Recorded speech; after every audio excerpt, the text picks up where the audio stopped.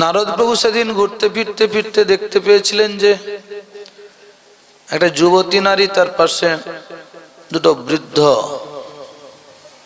জরাতুর। এই নারীটা চেষ্টা করছিল তাদেরকে সচেতন করার, তাদেরকে লালন পালন করার, কিন্তু পেরে উঠছিলেন না। নারদ প্রভু চিন্তিত হয়েছিলেন। ঋষি চতুষ্টয়ের কৃপায়, তাদের সহযোগিতায় এই ভাগবত ভক্তি যজ্ঞের বই প্রকাশ করেছিলেন। শুধু তাই নয়, নারদ প্রভু সনকাদি ঋষিগণকে বক্তার আসনে বসিয়ে শ্রোতার আসনে তিনি বসেছিলেন নিজে। নারদ প্রভু নিজে শ্রোতার আসনে বসেছিলেন। কি দেখিয়েছিলেন? এই আচরণের দিক দিয়ে বুঝিয়ে দিলেন, অনুগত বিনে ঐশ্বর্য জ্ঞানে বুঝিলেও নাহি পায় ব্রজের ব্রজেন্দ্র নন্দনে। আনুগত্যে থাকতে হবে। আনুগত্যে থাকলে আত্ম উন্নতি হবে, আর আনুগত্য বিহীন জীবন আত্মহননের রাস্তা দেখিয়ে দেবে। আমরাও ভাগবত ভক্তি যজ্ঞের আয়োজন করছি, কিন্তু আমাদের উদ্দেশ্য থেকে উপলক্ষ্যটা বড় হয়ে যাচ্ছে বলে মনে হচ্ছে কিনা একটু নিজেরা চিন্তা করতে হবে। ভাগবত ভক্তি যজ্ঞের আয়োজন, ভক্তির বিকাশ ঘটবে, ভক্ত বাড়বে গ্রামে, কিন্তু সেটা করার জায়গায় যদি শুধু খাওয়া দাওয়া, নাচ গান, 10 বছর আগেও যেমন ছিলাম ঘনি নিয়ে ছুটতাম, না না এখন ঘনি নিয়ে ছুটি না, এখন বিল হয়েছে, ঝিল হয়েছে, এখন জাল নিয়ে ছুটি। এটা ভয়ঙ্কর ব্যাপার। পরিবর্তন কিছু হয়নি, আপনাদের কথা বলছি না। কামনারূপ নোঙরটাকে যদি ফেলে দিয়ে নদীতে হাল টানা হয়, নৌকোর কোন রকম অবস্থানের পরিবর্তন হবে না, হবে না। কি শ্রোতা, কি বক্তা, সকলেরই উদ্দেশ্য কিন্তু হরির ভজন। জীবনের উদ্দেশ্য হলো হরির ভজন, এটি শাস্ত্রকার বলছেন। কৃষ্ণ ভজিবার তরে সংসারে আইন। হরির ভজন করতে গেলে হরিকে জানতে হবে, হরিকে জানতে গেলে হরির কথার মধ্য দিয়ে হরিকে জানা যায়। হ্যাঁ, আর হরিকথার আয়োজন এই জন্যই তো হয়েছে। বাংময় স্বরূপ ভগবান শ্রী গোবিন্দের বাংময় স্বরূপ হলো শ্রীমদ্ ভাগবত। আস্বাদন করলে ভক্তি লাভ হয়, জ্ঞান বৈরাগ্যতার সচেতনতা আসে, কোনটা ঠিক কোনটা ভুল বিচার হয়। কিন্তু আমরা তা করি না। ছোটখাটো বিষয়কে নিয়ে আমাদের মধ্যে দূরত্ব তৈরি করি, আমাদের বিধি অবিধি নামা ভক্তির ধারায় নিজেদেরকে সঠিকভাবে পরিচালনা করতে গিয়ে নিজেদের সিদ্ধান্তগুলোকে বড় করে তুলে ধরার চেষ্টা করি, যার দ্বারা নিজেদের মধ্যেই দূরত্ব তৈরি হয়। দুই ভাই হৃদয়ের খালি অন্ধকার, দুই ভাগবত সনে করান সাক্ষাৎকার। এক ভাগবত ভক্তিরস শাস্ত্র, আর এক ভাগবত ভক্ত ভক্তিরস পাত্র।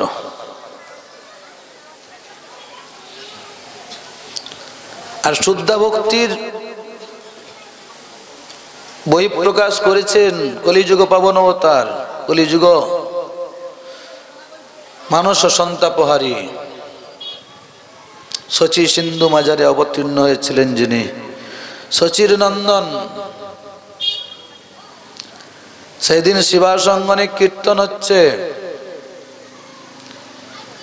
কিন্তু মালিনী দেবী কাঁদছেন। কেন? পুত্র সন্তান মারা গেছে।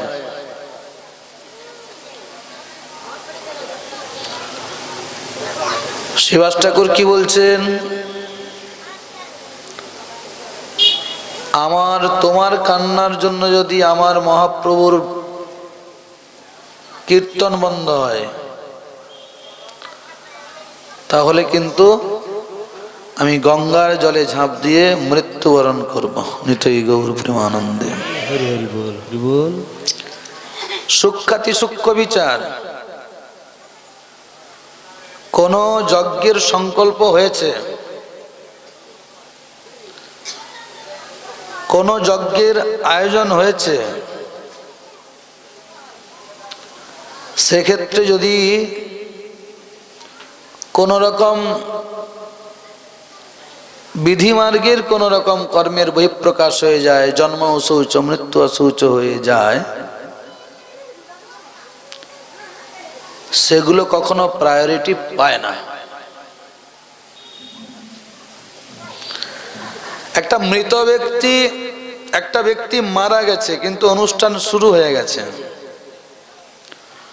অনুষ্ঠান সমাপ্ত হবে, তারপর মৃত ব্যক্তির কর্ম করে যা শৌচ লাগে লাগবে।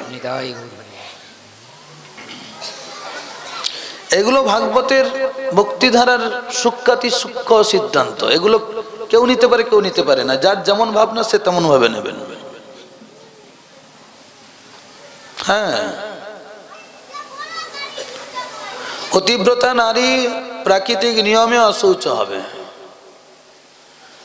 অশৌচ দেহে পুত্র সন্তানের সেবা পরিচর্যা করবে কিনা?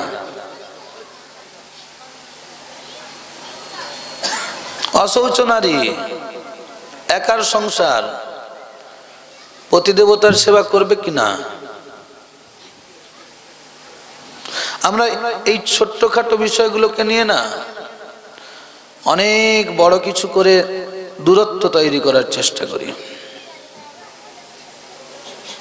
কিন্তু আমাদের করণীয় কর্তব্য,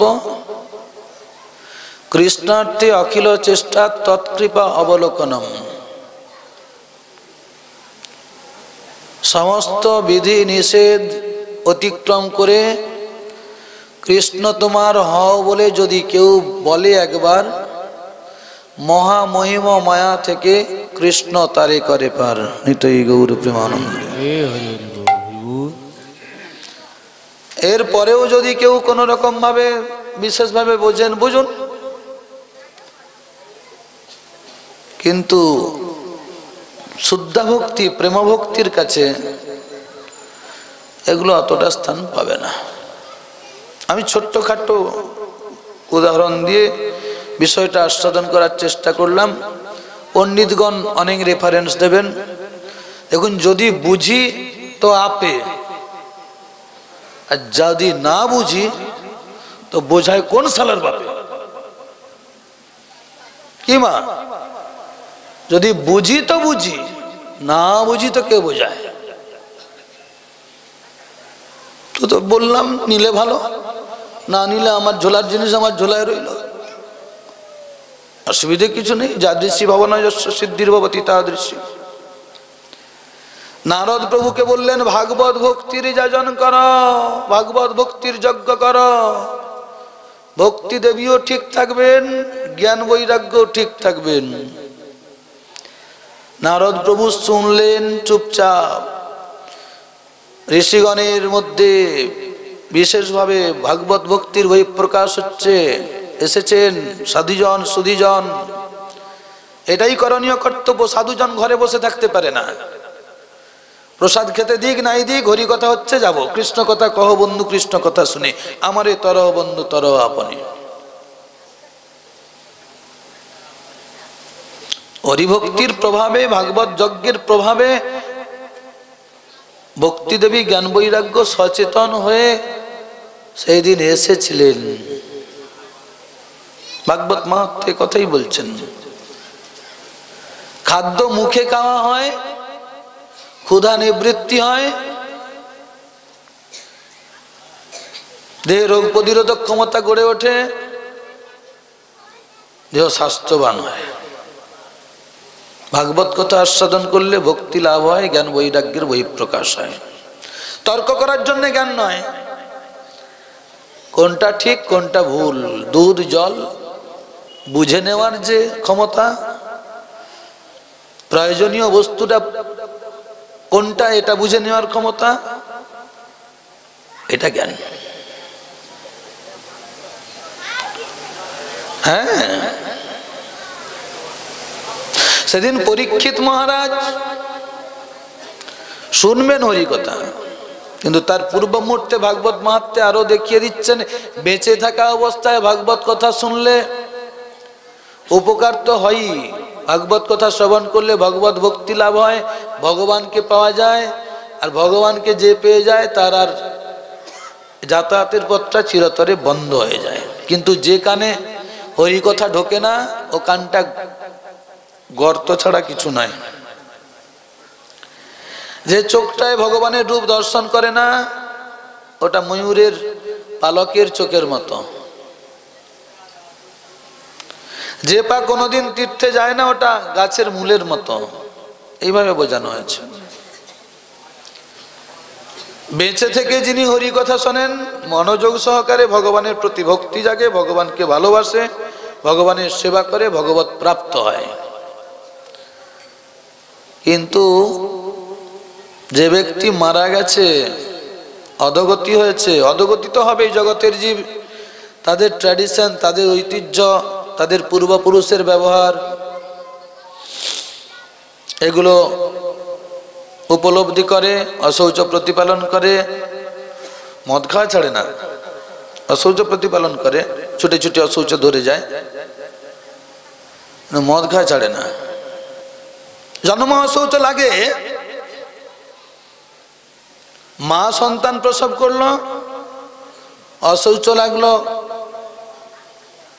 ভাগারিদেরকে, গোষ্ঠীদেরকে।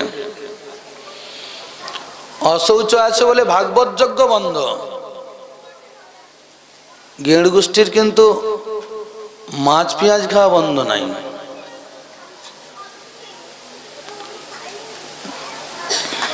কোথায় কষ্ট হচ্ছে? আতে আঘাত দিয়ে কথা বললে কষ্ট হয়, কিন্তু তাপসদাস সোজা কথা সোজাভাবে বলে। একটু বোঝার চেষ্টা করুন। জন্ম শৌচের জন্য হরি কথা বন্ধ।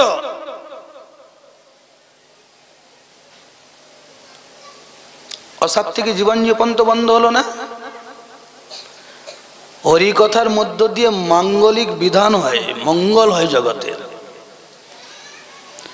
কোন ব্যক্তি মারা গেছে মানে কি, আজ থেকে যতদিন অশৌচ আছে ততদিনই ভাগবত হবে। হ্যাঁ, ততদিনই ভাগবত হবে, এটাই বিধি। যে ব্যক্তি মারা গেছে তার আত্মার কল্যাণের জন্য ভগবানের কাছে প্রার্থনা করব, ভাগবত ভক্তি যজ্ঞের আয়োজন করব, সানন্দে বৈষ্ণবগণদেরকে আহ্বান করে ভগবত প্রসাদের ব্যবস্থা করে ভগবত প্রসাদ দান চলবে, 45 দিন ধরে চলবে, যার যেমন ক্ষমতা আছে চলবে। আমাদের ধারণা নাকি অশৌচ হলে ভাগবত করতে নাই, অশৌচ হলে নাম জপ করতে নাই, অশৌচ হলে ভগবানের কাছে যেতে নাই। এই দিনগুলোই তো বিপদ। মেঘাচ্ছন্ন দিন নয় কবু তো দুর্দিন, কৃষ্ণ কথা বিহীন দিন সেই তো দুর্দিন। যেদিন ভক্ত সঙ্গ হলো না, যেদিন হরি কথা হলো না, যেদিন সাধু সঙ্গ হলো না, সেটাই তো ভক্তের কাছে দুর্দিন। 15টা দিন ধরে হরি কথা থেকে বিরত থাকবো, ভগবানের সেবা থেকে বিরত থাকবো, ভগবানের নাম থেকে বিরত থাকবো, সাধু সঙ্গ করতে থেকে বিরত থাকবো। তো মুশকিল ব্যাপার। নাম তো নিত্য মুক্ত, নিত্য শুদ্ধ, ভক্ত চৈতন্যকারী নাম, ভক্তের চেতনা জাগিয়ে দেয় নাম। নাম নামই অবিদ্য আত্মা। নাম শুদ্ধ, নামই শুদ্ধ। এই জগতে এমন কোন জায়গা নাই নামকে অশুদ্ধ করে দেয়, নামীকে অশুদ্ধ করে দেয়। যার নাম করলে নামকারী ভেতর বাইর থেকে সুচিতা আসে। হ্যাঁ গো, আমি বুঝি না কিছু, কিন্তু একটু উপলব্ধি করি, তাহলে না হলে মন্ত্রটাকে বাদ দিতে হবে। তো মন্ত্র বলি না, শ্রী বিষ্ণু শ্রী বিষ্ণু শ্রী বিষ্ণু অং তদ বিষ্ণু পরমং পদম সদা পশ্যন্তি সূরয় দিবিব চক্ষুরাততম, ছেড়ে দেন ওইখানে অবধি। এর পরেরটা বলুন, ওম অপবিত্র পবিত্র বা সর্বাবস্থাঙ্গতোপি বা যস্মরেৎ পুণ্যরিকাক্ষং সবাজ্জভ্যন্তর শুচি। অসুচ অসুচ অসুচ অসুচ খায় না মাখে, এটা খায় না মাখে, ধরেই নেন, খেয়েও নেয় মেখেও নেয়। ঠিক আছে, মন্ত্রটা যে বললেন অপবিত্র হয়েও পবিত্র হয়, যে অবস্থাতেই যে কেউ থাকুক না কেন পুণ্যরিকাক্ষে শরণ গ্রহণ করলে তার ভেতর বাহিরটা সূচিত হয়। তাপস দাস মন্ত্রটা তৈরি করছে নাকি মন্ত্রটা বাবা? হ্যাঁ, যে ব্যক্তি মারা গেছে ভগবানের নাম কীর্তন তার উদ্দেশ্যে করলে তার আত্মকল্যাণ হয়। আত্মকল্যাণ মানে সে ভগবত প্রাপ্তি হয়। এ তো ভাগবত মাহাত্ম্যে বলছেন, ভাগবত ভক্তি যজ্ঞের আয়োজন হয়েছে। প্রথম দিনে এসব কথা হবে, সুযোগ বুঝে সাধু আরো অনেক সময় বলতে পারেন, ও ভাগবত করলাম চলে গেলাম, বগল বাজিয়ে পয়সা নিয়ে চলে গেলাম, ও ভাগবত হয়নি। ভাগবতের থিঙ্কিং গুলো দিতে হবে। মহাপ্রভু বলেছেন, সিদ্ধান্ত করিতে কভু না কর অলস, শ্রীকৃষ্ণে যাহাতে লাগে সুদৃঢ় মানস। যে শিক্ষা জাতির জীবনের বাহক হতে হয় না, সে শিক্ষা শিক্ষা নয়। ভাগবত হবে, সিদ্ধান্ত নাই, নাচ গান খাওয়া দাওয়া অনেক কিছু হলো, জীবনের আত্মকল্যাণ হলো না, ও ভাগবত হয়নি। ক্ষমা করুন, কাউকে আঘাত করার জন্য কিন্তু বলছি না। হ্যাঁ,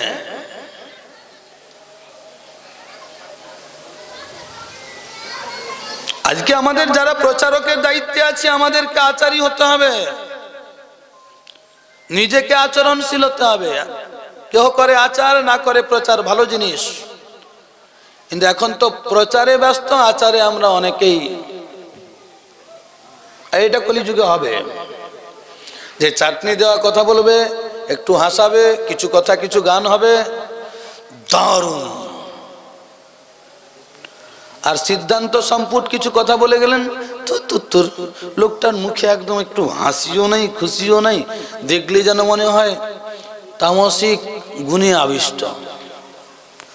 বন্ধু, কিছু কিছু কথা আছে একটু ঠিক ঠিক ভাবে বলতে হয়। চলুন, সেদিন গোকর্ণ ধুন্ধুকারীর উপাখ্যানে জানাচ্ছেন, ধুন্ধুলির পালিত পুত্র ধুন্ধুকারী অসৎ চরিত্রের লোকটা রক্ষিতাদের দ্বারা আঘাতপ্রাপ্ত হয়ে মৃত্যুবরণ করেছেন। প্রেতজনী মানে অধোগতি হয়েছে। ওই প্রেতাত্মাটি উদ্ধার প্রাপ্ত হয়নি, কিন্তু গোকর্ণ সূর্যদেবের কৃপায় ভাগবত সপ্তাহ যজ্ঞের আয়োজন করে, সংকল্পিত ভাগবত সপ্তাহের আয়োজন করে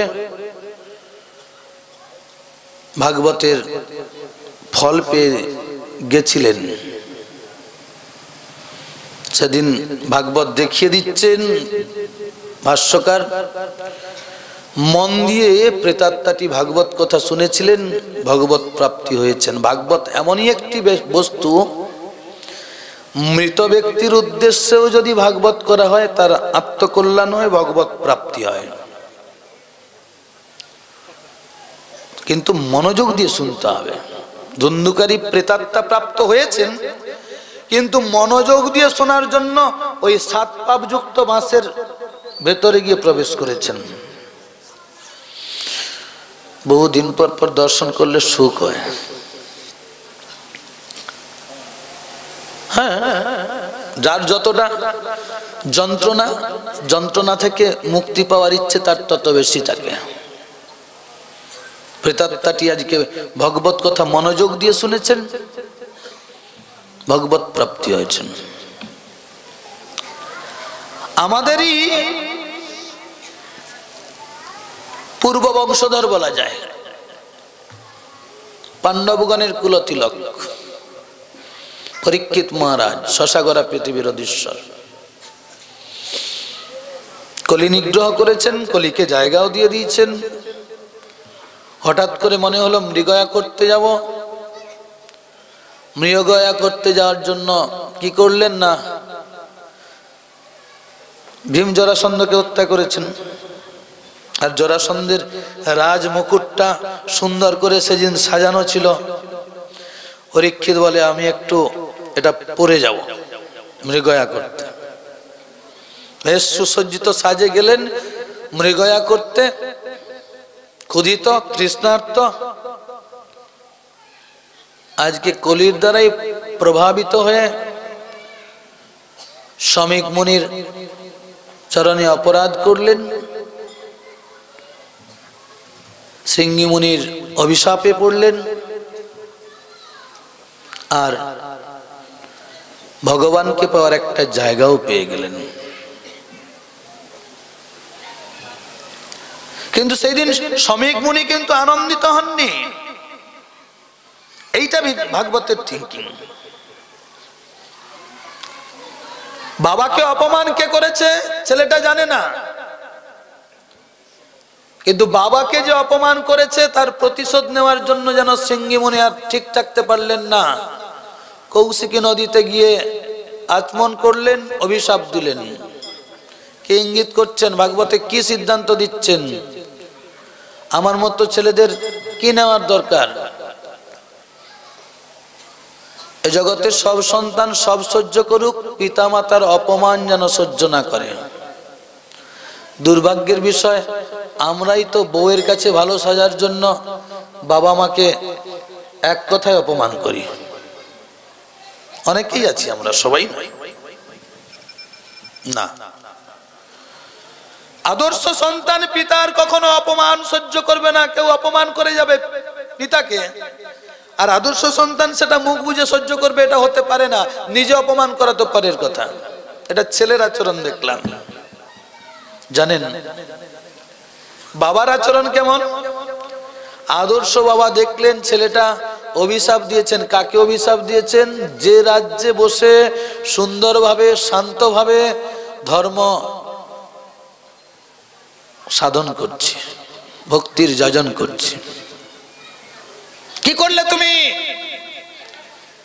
যে রাজ্যের, যে রাজার, যে রাজ্যে বসে সুন্দরভাবে ধর্ম পরায়ণ জীবনযাপন করছি, সেই রাজাকে তুমি অভিশাপ দিলে। ব্রাহ্মণের সন্তান, এই অহংকারে। এটা তোমার করা উচিত হয়নি। আদর্শ পিতা সন্তানকে নীতি শিক্ষা দেবে, উচিত হয়নি। কেন? বলে সাধু নিজের চর্চা করে, সাধারণ পরচর্চা করে। পরচর্চার দ্বারা আত্মহনন হয়, আত্মচর্চার দ্বারা আত্ম উন্নতি হয়।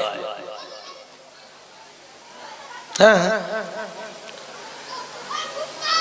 সাধুর কাছে জগতের জীব কেন যায়? একটু সুখের আশায় যায়। সাধুর করণীয় কর্তব্য কি? আশ্রমে এলে কোনো অতিথির সেবা করা সাধুর কর্তব্য। আশ্রমে এসেছে আমার। কে এসেছেন? যে রাজ্যে বসে ধর্ম উপাসনা করছি সেই রাজ্যে রাজা এসেছেন। আমি বুঝি আর না বুঝি আমি তার সাধুর, আমি তার অতিথির সৎকার করতে পারিনি, এটা আমার দোষ। সাধু আত্মসমালোচনা করবেন, সাধু নিজের দোষ অন্বেষণ করবেন। শাস্ত্রেও বলা আছে নয়, আমাদের দ্বিতীয় ভাগে পড়েছি, পরের দোষ অন্বেষণ করিও না। আর মনীষী বললেন, যেখানে দেখিবে চাই উড়াইয়া দেখো তাই, পাইলেও পাইতে পারো অমূল্য রতন। খারাপের মধ্যে ভালোটা নিতে হবে, খারাপটা তার কাছে থাকুক। উনি কি করে গেছেন ওটা আমি দেখবো না, কিন্তু উনি তো আমার কাছে এসেছিলেন, আমি কি রিটার্ন দিয়েছি তাকে? আমি তো দিতে পারিনি কিছু। তাই যেন পাঠিয়ে দিলেন। কাকে পাঠিয়ে দিলেন? দূতেদেরকে পাঠিয়েছেন, যাও জানিয়ে এসো, রাজা পরীক্ষিতকে জানিয়ে এসো। 7 দিন মাত্র আয়ু আছে, জানতে পেরেছেন। ইতিমধ্যে পরীক্ষিত মহারাজ এখন আত্মগ্লানিতে ভুগছেন, কি করলাম আমি? মুকুটটা খুলে রেখেছেন, সঙ্গে সঙ্গে মনে চিন্তা এলো, কি করলাম আমি? আমার রাজ্যে সাধু ধর্ম উপাসনা করছেন। একটা বাগানে চন্দন বৃক্ষ থাকলে যেমন চন্দনের সৌরভে পুরো বাগানটা সুরভিত হয়, একটা গ্রামে আদর্শ সাধু থাকলে সেই সাধুর ভজনের তীব্রতায় পুরো গ্রামটা, পুরো দেশটা সুরক্ষিত থাকে। এটাই গৌর প্রেমানন্দে। আমরা তো সাধু নিগ্রহ করার জন্য ব্যস্ত থাকি। কি করলাম আমি? পরীক্ষিত মহারাজ মাথায় যেন হাত দিচ্ছেন, বলে এই লোকটাই তো একটু আগে অপরাধ করলো, আমি এসেছি, অহংকার। এই লোকটাই এখন বলে কি করলাম, অনুশোচনা কেন? সতের সঙ্গ করিলে সে যে সতের বরণ ধরে, অসতের গন্ধ অঙ্গে লাগিলে সকলই পলায়ে যাবে। আরে সঙ্গ কি? বলে ওই তো সোনার মুকুট। সোনার মুকুটের সঙ্গ লাভ করে আজকে এই দুর্দশা, এই বদ অভ্যাসটা, বদ ব্যবহারটা হয়েছে। আর যেই না খুলে রেখেছে তারপরেই ব্যবহারের পরিবর্তন হয়েছে, আত্ম অনুশোচনা। হ্যাঁ, আমরা তো সোনার পুঁতি আর একটা করে কাঠি করে তুলসীর মালা পরি। এর দ্বারা আর্যাপানি হোক ভক্তি লাভ হবে না, না হবে না। সাধুগণ এই জন্য যে যে জায়গাগুলোতে কলির প্রভাব আছে সেই সেই জায়গাগুলো থেকে সাধুগণ এড়িয়ে থাকেন, এড়িয়ে থাকা উচিত। চলুন, পরীক্ষিত মহারাজ জানতে পেরেছেন, জেনে কিন্তু বিমর্ষ হয়ে গেলেন না। কি করলেন? আনন্দিত হলেন। কেন আনন্দিত হলেন? বলে এই জগতে কেউ জানে না কবে মরবে, আমি জানতে পেরেছি, আমার এখনো 7 দিন আয়ু আছে। হে সভাসদবর্গ, বলো, তোমরা বলো তো, আমার এই আসন্ন মৃত্যু পথযাত্রী করণীয় কর্তব্য কি? যার মৃত্যু সামনে তার করণীয় কর্তব্য কি? বলে এই কথাগুলো তো শুনেছি, না ওই খাঁজগুলো দেখতে হবে। ও খাঁজগুলো কেউ আমরা সচরাচর আস্বাদন করি না। করণীয় কর্তব্য কি এই জগতে কেউ জানে না, আমি জেনেছি। অতএব এখন করণীয় কর্তব্য কি? সভাসদ বর্গের পণ্ডিত বর্গ অনেকে অনেক কিছু বললেন, কিন্তু বলে গরম ঘি খেয়ে যদি মরেই গেলাম তো আর লাভটা কি হলো? গরম ঘি খেয়ে যদি মরেই যাই, 7 দিনের আগেই মৃত্যু হয়ে যাবে, লাভটা কি হবে? আমার মতো তো আর সাধারণ ছেলে নয়, শশাগর পৃথিবীর অধীশ্বর।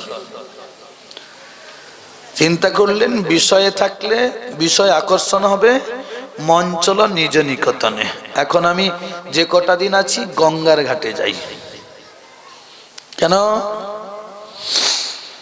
বলে গঙ্গার ঘাটে যাব এই কারণে, বাড়িতে যদি থাকি, এ জগতে কোনো মা যদি জানতে পারে তার সন্তান আর বেশি দিন বাঁচবে না, মা তো হাউমাউ করে কাঁদবে আর ছেলের কাছেই কাঁদবে। ছেলের মন মায়ের প্রতি আকৃষ্ট হবে।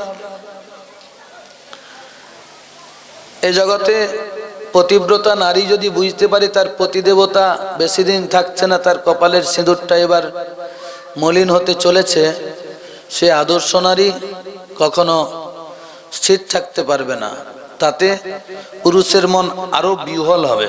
এই জগতে কেউ কেউ আছে অবশ্য, বিধবা ভাতাটা তাড়াতাড়ি পাওয়া যাবে, আগে থেকে ফর্মটা রেডি করে রাখি।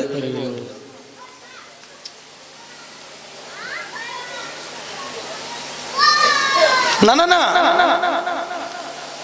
সন্তান এরাও বিমর্ষ হবে। সংসারটাতে বিষয় আকর্ষণের ভাব বেশি থাকে,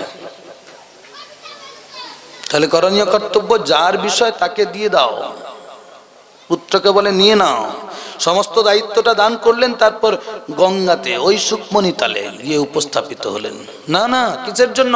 বলে বাড়িতে থাকলে সাধুর দর্শন নাও মিলতে পারে, কিন্তু সাধুগণ তীর্থে তীর্থে ঘুরে বেড়ায়।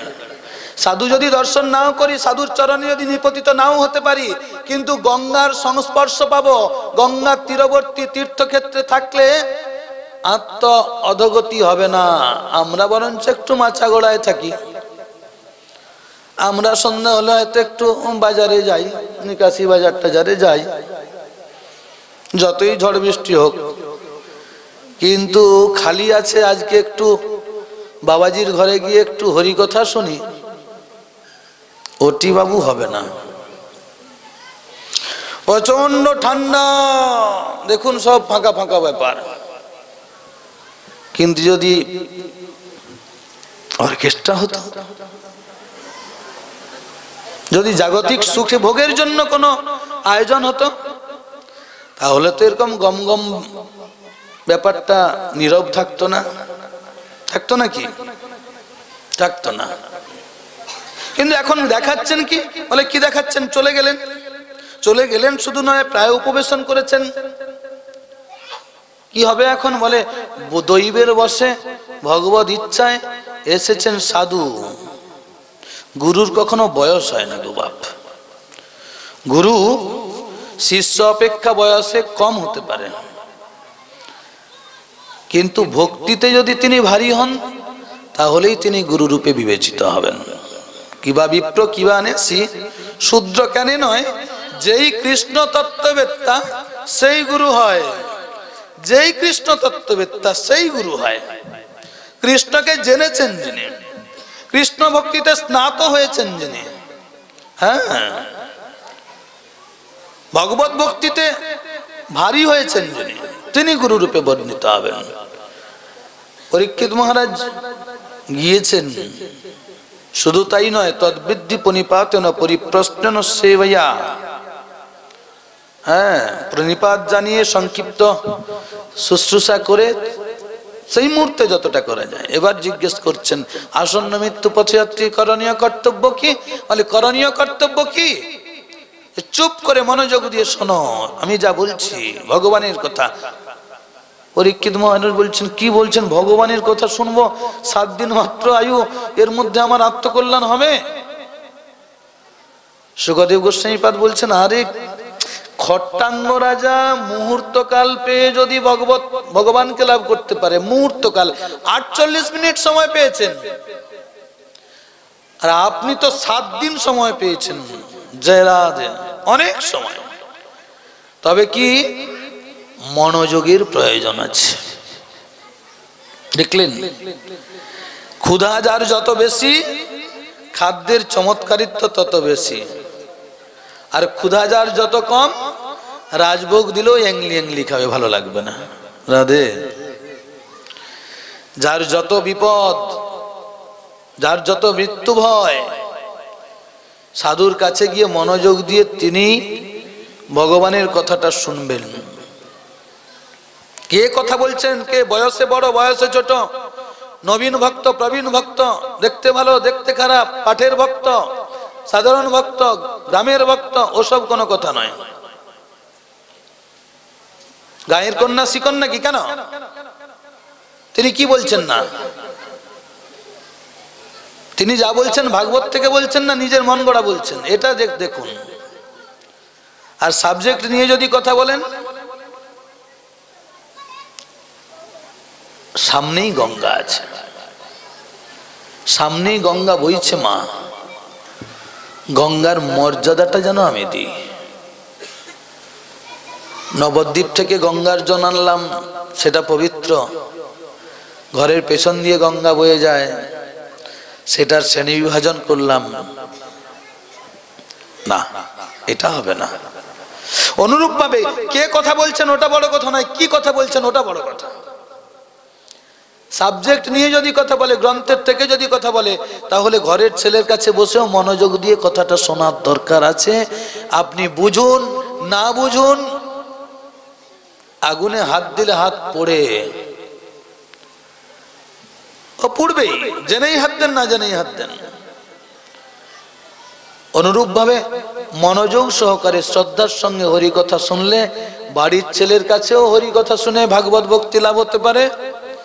মনোযোগ না থাকলে ধামের সিপার থেকেও যদি মহাজন আসেন, তার কাছ থেকেও কিছু হবে না, হবে না মা। ইঙ্গিত করছেন, তাই পরীক্ষিত মহারাজ দর্শন করছেন, দর্শনে পবিত্র করো এই তোমার গুণ, তাই দর্শন করে মনটা আলুলায়িত হয়েছেন, ইনি আমার প্রশ্নের উত্তর দিতে পারেন, তাই আনুগত্য নিয়ে প্রণিপাত জানিয়ে জিজ্ঞাসা করছেন। ইনি বলছেন মনোযোগ দিয়ে শোনো, মনোযোগ দিয়ে শোনো।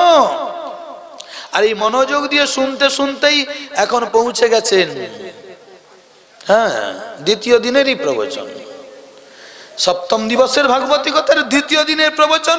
আর এই প্রবচন করতে শুরু করেছেন, আর আস্তে আস্তে এসে বললেন কি, বিদুর মৈত্র সংবাদ। মৈত্র ঋষি আর বিদুরের কথোপকথন। বিদুর জিজ্ঞাসা করছেন, স্বয়ম্ভু মনুর বংশের যাবতীয় বর্ণন। স্বয়ম্ভু মনুর বংশ সাধুজনের কাছে অতি আদরণীয়। হ্যাঁ, দেখুন, শুদ্ধ আচরণশীল পিতার সন্তানরা পরম্পরায় যদি শুদ্ধ আচরণশীল হয় না, জগতে সবাই তাদেরকে মনে রাখে, তাদেরকে আদর করে, যত্ন করে। কিন্তু সাধারণ জীবনযাপন, উঁচু বংশের সন্তান অশালীন আচরণ করে, তাকে কেউ গুরুত্ব দেয় না। বিদুর জিজ্ঞাসা করছেন, মৈত্র ঋষি বলছেন, বিদুর শোনো, ব্রহ্মা যখন কর্দম ঋষিকে আদেশ করেছিলেন তুমি সন্তান উৎপাদন করো, তখন তিনি পিতার কথার অবাধ্য না হয়ে তিনি 10,000 বছর ধরে সরস্বতী নদীর তীরে তপস্যা শুরু করলেন। কি করলেন? তপস্যা। বাবা কি করতে বলেছেন? বিবাহ করতে বলছেন, আর ছেলেটা গেল তপস্যা করতে। কেমন হলো? বাবাকে কি অবমাননা করলেন? না, এই ছেলেটা আমার মতো, এই জগতের অন্যান্য ছেলেদের মতো বিয়ে পাগলা ছেলে নয়, মেয়ে হাগলা ছেলে নয়, এই ছেলেটা বিবেচক ছেলে। সংসার সুখের হয় রমণীর গুণে।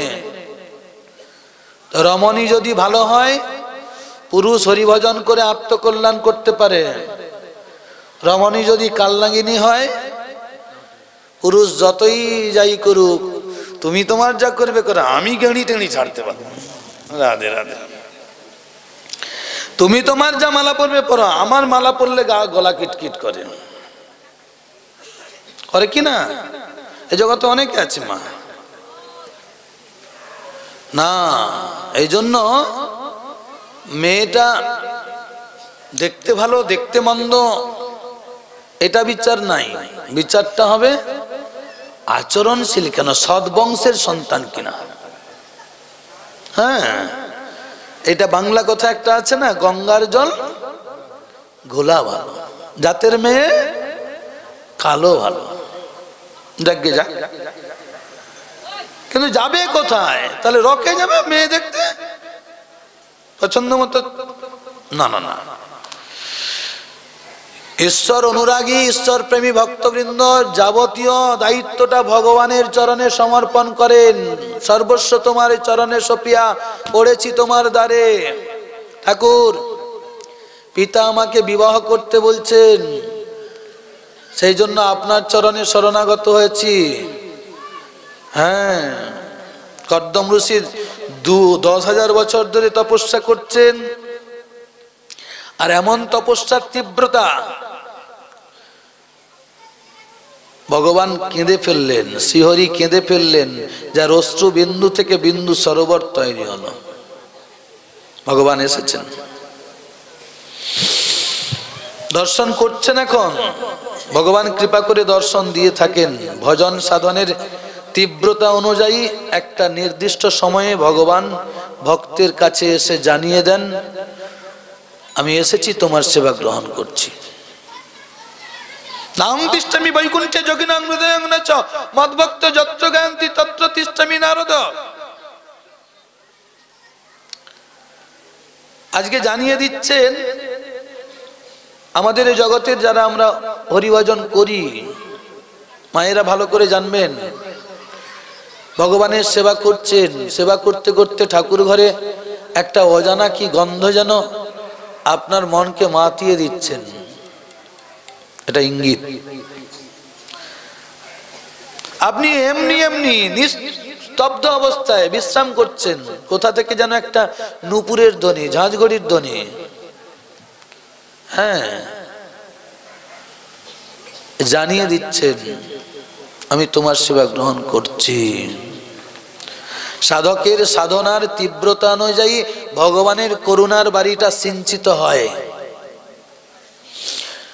ভগবান বলে রেখেছেন, আমার ভক্ত যখন যেমন ভাবে আমার শরণ গ্রহণ করে আমি তার মনের বাসনাটা পূরণ করি। শুধু তাই নয়, আমার নাম বিপদ ভঞ্জন মধুসূদন, কৃষ্ণ সেই দিন গোবিন্দ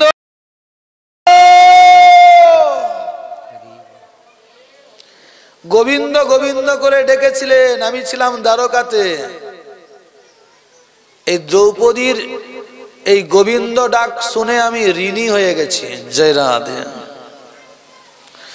ভগবানের ভক্ত ভগবানকে ডাকে, আর ভগবান ভক্তের ডাকে নাকি ঋণী হয়ে যায়। এমন পরম ভক্তবৎসল ভগবান আর কোথায় আছে মা? আমরা এমন ভগবানের চরণ শরণ গ্রহণ না করে বলবো নাকি না প্রতি বছর, ঠিক নয় এটা। গাঁট ব্যথা সারানোর জন্য ধর্মান্তরিত হই আর কি। ধিক তোদের জীবনে, আপনাদের কাউকে বলছি না। আমার গোবিন্দ বলে রেখেছেন, ইয়ে যথমাং প্রবদ্ধন্তে তাং তথৈব ভজাম্যহম মম বর্তানুবর্তন্তে মনুষ্য পার্থ সর্বস্ব। আমার ভক্ত যে যা চায় আমি তাকে সেটা দিয়ে নিজেকে কৃতার্থ মনে করি। হ্যাঁ, আর কাউকে যদি দিতে না পারি তখন আমার কষ্ট হয়ে যায়। তার মানে কি আপনার দেওয়ার সীমা মারছে নাকি? না, সীমা নাই, কিন্তু ভক্ত যদি কম চেয়ে নেয় না, ওটা দিয়ে আমার সুখ হয় না, না হয় না।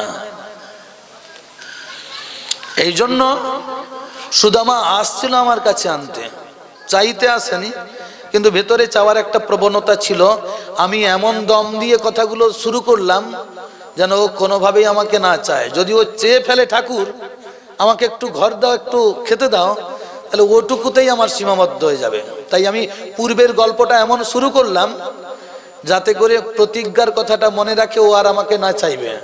ও নির্দিষ্ট সময়ে ও বিশ্রাম করবে, আমি ওর যাবতীয় চাওয়াটা পাওয়াটা ওর অজান্তে আমি আমার মিনতি দেবীকে, মানে আমার ভক্তের গৃহবধূকে দিয়ে উপহার দিয়ে আসবো। জয় রাধে। এই হলো ভক্তবৎসল গোবিন্দ। ধ্রুব চেয়েছিলেন রাজ্য, কিন্তু ধ্রুব যখন দেখেছেন ভগবানকে তখন বলে আমার কিছু চাইনি। ভগবান বলে না দিলে আমার মন খারাপ হবে। আমাদের কৃষ্ণ ভগবান ভক্তের মনোবাসনা আগে থেকে জেনে রেখে ব্যবস্থা করে রাখেন, তবু আমরা পাই না কেন? কারণ আমরা তার কাছে যেতে চাই না বলে। ভগবানের কাছে যেতে চাইলেই তো মালা পড়তে হবে, গোপ ফেলতে হবে, শিখা রাখতে হবে, প্যান্ট জামা ছাড়তে হবে। জয় রাধে। জাগতিক সুখগুলো নষ্ট হয়ে যাবে, তার থেকে এটা বজায় থাকুক, ওটা না হলেও চলবে। এরা তো জানে না অনেকেই, কৃষ্ণ বুঝিবার তরে সংসারে আইন, মায়া মায়া মায়া। ওই ঘাসের প্রতি মায়া আকর্ষিত হয়ে গেছিল বলেই সেদিন গোবৎসগুলো ভগবানের থেকে দূরে সরে গেছেন বলেই ব্রহ্মা হরণ করতে সুযোগ পেয়েছেন। গোপ বালকেরা খাদ্যরূপ মায়ার প্রতি আকর্ষণ হয়েছেন বলেই ভগবানের কাছ থেকে বিচ্যুত হয়েছেন। ভগবান চলে যাচ্ছেন, গোপ বালকদেরকে বলে যাচ্ছেন তোরা এখানে থাক, আমি আসছি। এদের করণীয় কর্তব্য ছিল কৃষ্ণ তোমাকে ছাড়া আমরা থাকতে চাই না, অতএব আমরা তোমার সঙ্গে যাচ্ছি। এটা বলতে সুযোগ পেল না বলেই একা থাকলো, হরণ করলো। কৃষ্ণ সূর্য সম মায়া অন্ধকার, যথা কৃষ্ণ তথা নাই মায়ার অধিকার। তাই বন্ধু, ভগবানের চরণ শরণ গ্রহণ করলে আমাদের ঐহিক আজকের যা পাওয়া সেটাও পাবো, আগামী দিনে যেটা পাওয়া সেটাও পাবো। শুধু তার চরণে শরণ গ্রহণ করতে হবে, এটা প্রহ্লাদ জানিয়ে দিচ্ছেন। বন্ধু সকল, ভাতৃবর্গ, সুখ আর দুঃখ ওটা যা পাওয়ার তুমি পাবে, ওটার জন্য চেষ্টা করার দরকার নেই। কিন্তু বয়স না দেখেই হরির ভজন করা, এটা তোমার দায়িত্ব, এটা তোমার কর্তব্য। এটা তুমি যতটা তাড়াতাড়ি পারো করো। হরি ভজনের জন্য আমরা দেরি করি, বিবাহ করার জন্য একটু বেশি তাড়াতাড়ি ব্যবস্থা করি। হরি ভজন করতে গেলে বলি আরো পরে হোক, গোপ পাকুক। আর বিবাহের সময় বলে আরো 5টা বছর আগে যদি বিবাহ হতো, কি নাই কি একটা হতো বটে। জয় রাধে। অজ্ঞানতা, অসচেতনতা। এই ছেলেটা কিন্তু বিবাহ করতে বলেছিল বাবা, এসেছেন এখন ভগবানের কাছে, ভগবানের সান্নিধ্যে এসেছেন, দর্শন করছেন, দর্শন দিয়েছেন ভগবান। কর্দম ঋষি বলছেন, হে স্তুতিভাজন ভগবান, আপনি সমস্ত সত্যগুণের মূলাধার, যোগীগণ উত্তরোত্তর শুভজনী লাভ করে পরিশেষে যোগযুক্ত হয়ে আপনার দর্শন অভিলাষী হন। আজ আপনার দর্শন লাভ করে আমার নয়ন যুগল সার্থক হলো। ওমা, কি সিদ্ধান্ত দিচ্ছেন? ভগবানের দর্শন করে নয়নের সার্থকতা জানিয়ে দিচ্ছেন ভাগবত। শুধু তাই নয়, বলে প্রভু আপনার তো শ্রীপাদপদ্ম ভবসাগর তারণ তরণী। হ্যাঁ প্রভু, হে স্বামীন আপনি কল্পবৃক্ষ। হ্যাঁ কল্পবৃক্ষ, আপনার শ্রীপাদপদ্ম সকল মনোরথ পূর্ণকারী। আমার হৃদয় কামনাচ্ছন্ন হয়েছে, আর আমি কোনো উপযুক্ত গার্হস্থ ধর্মে অনুকূল সহায়িকা শিলবতী কন্যাকে ভার্যারূপে পাওয়ার অভিলাষে আপনার পাদপদ্মে শরণাগত হয়েছি। কেমন, কি কি কথা বলছেন? শিলবতী মানে আচরণশীল। আচরণশীল কেমন? সন্ধ্যেবেলা প্রদীপ দেখাবে না, সন্ধে হলে একটু তাকে বাজারে যেতে হয়, পারলে রুটি শাশুড়ি করুক, এরকম তো আচরণশীল না। এটা শ্রীমদ্ ভাগবতের 7ম স্কন্ধে মানব ধর্ম, স্ত্রী ধর্ম, বর্ণ ধর্ম নিরূপণে সুন্দর করে দেখিয়েছেন। পতিব্রতা রমণী পতিদেবতার আনুগত্যে থাকবেন। হ্যাঁ, কলিযুগে এটা কম হবে। কলিযুগে স্ত্রী পরিচালিত সংসার থাকবে। তুমি কিছু জানো নি, তুমি চুপ করে বসো, আমি মিটিং এ যাব। ভালো, যা, খেপি তোকেই মিটিং এ মানাবে, যা।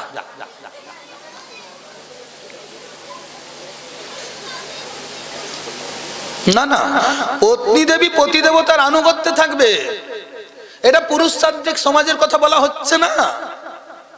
আমরা হিন্দু, ভাগবতীয় সিদ্ধান্ত নিতে হবে। আদর্শ নারী পতিদেবতার আনুগত্যে থাকবে, পতিদেবতার প্রিয়জনদের সেবায় নিজেকে নিয়োজিত রাখবে। পতিদেবতার প্রিয়জন মানে কিন্তু পতিদেবতার বন্ধু নয়। পতিদেবতার প্রিয়জন তার বাবা মা, একটা আদর্শ নারী নিজের বাবা মায়ের কাছ থেকে পরের ঘরে এসেছেন, পরের ঘরের একটা ছেলেকে পতিদেবতা রূপে গ্রহণ করেছেন। সেই পতিদেবতার বাবা মাকে নিজের বাবা মার মতো সেবা শুশ্রূষা করতে হবে, এটা আমাদের ভাগবত শিক্ষা দিচ্ছেন। হ্যাঁ, আমাদের ধর্মটা শুধু ভক্তি শেখায় না, ভদ্রতাও শিখিয়ে দেয়। আগে তো ভদ্র হই, তারপর তো ভক্তি। আমাদের শাস্ত্রে বলছেন পতিব্রতা রমণী পতিদেবতার লঘু গুরু সমস্ত আবেদন নিবেদন নির্দেশগুলো সময় মতো প্রতিপালন করবে। সময় মতো পতিদেবতার লঘু গুরু নিবেদনগুলো পরিপূর্ণ করে পতিদেবতার সেবায় নিয়োজিত হয়ে নিজের জীবনটা ধন্যাতিধন্য করবে। জয় রাধে। আদর্শ নারী নিজের আভরণের দ্বারা পতিদেবতার ভোগ্য বস্তুকে আবৃত করে রাখবেন। অপরকে দেখানোর জন্য 2 ইঞ্চি বর্ডার যুক্ত 3 ভাগ দেহ খোলা পোশাক ব্যবহার করবে না, না করবে না, এটা উচিত না। পতিদেবতার সেবার বস্তু না, ভগবানের জন্য নৈবেদ্যটা ঢাকা দিয়ে রাখতে হয়, ওটা অন্য কেউ দেখে নিলে উচ্ছিষ্ট হয়ে যায়, ওটার ভগবানে লাগে না। পতিদেবতার ভোগের বস্তু, পতিদেবতার সেবার বস্তু, এটাকে ঢেকে রাখতে হয়। এটা যদি কেউ দেখে ফেলে আর পতিদেবতার সেবায় লাগবে না, না, পাতিব্রত্য ধর্ম নষ্ট হবে। জয় রাধে। আমাদের ভাগবতে শিক্ষা দেয়, আমাদের ভাগবত আদর্শ পুরুষ তৈরি করায়। দেখুন কদ্মমণি শেষে এরকম আদর্শ পুরুষ। আমাদের ভাগবত আদর্শ নারী সৃষ্টি করায়, নারী তৈরি করায়। ভাগবত হলো মানুষ তৈরির কারখানা গো। শীলবতী নারীকে পাবো আমরা, এই জন্য বলছেন শীলবতী নারী চাই। সে শীলবতী নারী গার্হস্থ ধর্মের অনুকূল, গার্হস্থ ধর্মের অনুকূল। গৃহস্থে থাকবে যে নারী, সে নারী পতিদেবতার গৃহটাকে মন্দিরের মতো করে সাজিয়ে রাখবে, পরিষ্কার করে রাখবে, আলপনা দিয়ে সজ্জিত করে রাখবে। জয় রাধে। পতিদেবতার গৃহটাকে সজ্জিত করে রাখবে আর পতিদেবতার গৃহটাকে সজ্জিত করে রাখবে। যে গৃহটাকে দর্শন করে পতিদেবতার সমস্ত সারাদিনের ক্লান্তি দূর হবে, হেসে একটু কথা বলবে, হাসি মুখটা দেখবে। কিন্তু যদি পতিব্রতা নারীর কপালে সিঁদুর না থাকে, যদি সাহেবি সাহেবি ব্যাপার, মেম মেম ব্যাপার থাকে, নারী বলা যাবে আদর্শ নারী? এ নারী গৃহস্থ ধর্ম কতটা প্রতিপালন করতে পারবে ওটা আমরা আপাতত জানতে পারছি। এখন বলছেন না না না, গৃহস্থ ধর্মের অনুকূল সহায়িকা, পতিদেবতার সেবা করবে, সংসারের যাবতীয় কর্মের মধ্যে থাকবে, নিপুণতার সঙ্গে, কর্ম নিপুণতার সঙ্গে ধর্মটাকে বজায় রাখবে, ধর্মটাকে বজায় রাখবে। শীলবতী নারী এরকম কন্যা। আপনি সর্বলোকাধিপতি, হে প্রভু, আমার মন কামনা বাসনাতে আসক্ত হয়েছে, নানাবিধ কামনা বাসনাতে আসক্ত লোকসমূহ আপনার বেদবাণীরূপ রজ্জু দ্বারা বদ্ধ রয়েছেন। হে ধর্মমূর্তি, আমি সেই লোকসমূহের অনুসরণকারী হয়ে কালস্বরূপ আপনার আজ্ঞা পালন রূপ পুজো উপহার প্রদান করছি, আপনি গ্রহণ করে আমাকে বাধিত করুন। ওরে শ্রী রাধে বৃন্দাবন বিহারী লাল কি জয়, জয় কৃষ্ণ কন্হैया लाल की, गौर भगवान की, श्री राधे श्याम।